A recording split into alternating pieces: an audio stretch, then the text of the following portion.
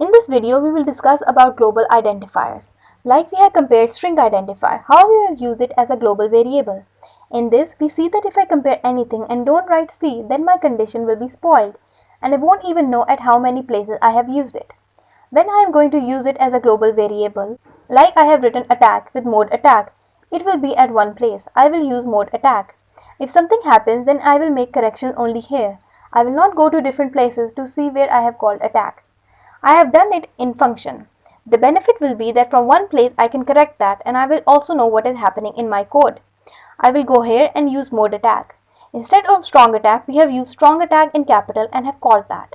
If I remove this and add capital strong attack and the values we gave in function, we will change them in the same way. In place of attack, I will do mode attack. Let me check again. To do this, I have put mode attack and strong attack. So with Control F, I will click on mode attack and will see at how many places it has been used. It is used at 2 places.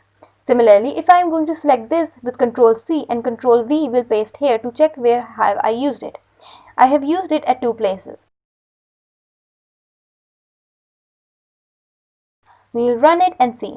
I have refreshed it. We'll keep the value 100, attack, then strong attack. Similarly, I have got the bonus life again.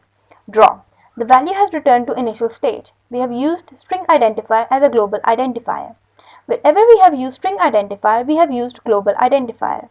This is our best practice to use it as a global variable throughout the program.